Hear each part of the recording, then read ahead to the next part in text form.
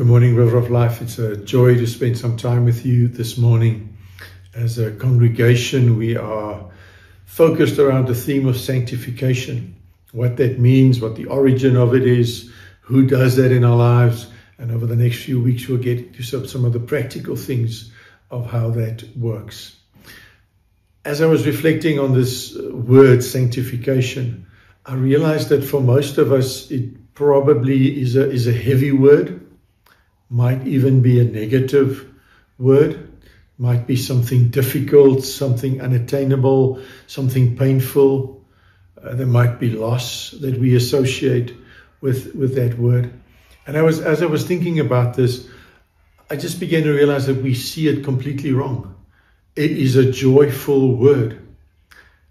One of the basic definitions of sanctification is that we get to be made to look more like Jesus, to act more like him, to speak like him, to think like him.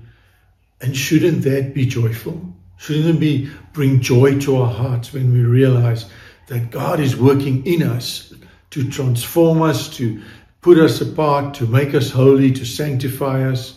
All those Christian words that we sometimes struggle with.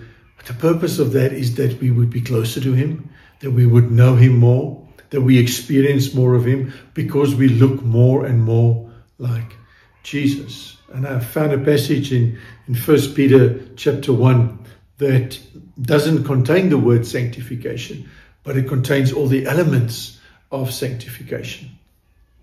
It starts off by saying that it is his Spirit that makes us holy. And that's just so key to understand that it is the work of the Holy Spirit in our lives that brings us to this place of us being holy, being sanctified, being set apart to look like Jesus. And it talks about the fact that we obey him because we were cleansed by the blood of Jesus Christ, the origin of our foundation. It goes into describing the mercy of God. It continues to describe the joy that we will experience one day when the fullness of this sanctification takes place and we get to be with Jesus. And then that passage ends by saying that we love God even though we don't see him, and we trust him. And then he talks about, and this will lead to rejoicing with a glorious, inexpressible joy.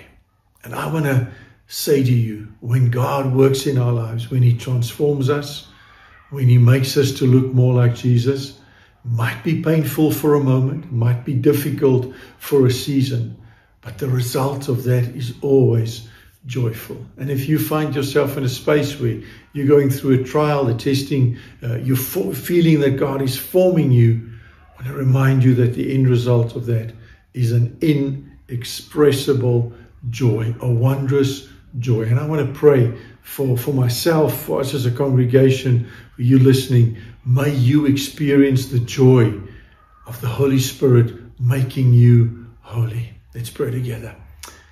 Jesus, we thank you for dying on the cross. Father, thank you for loving us so much that you sent your Son.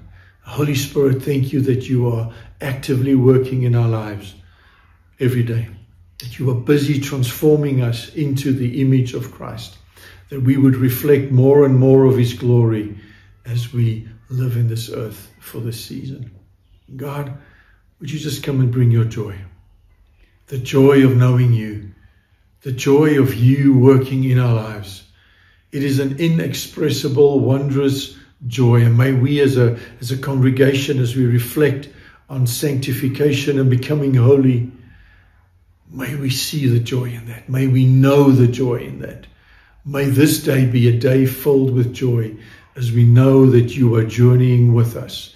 Holy Spirit, come make us holy.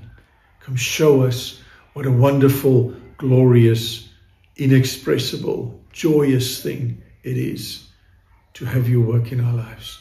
And we thank you for that. In Jesus' name, amen.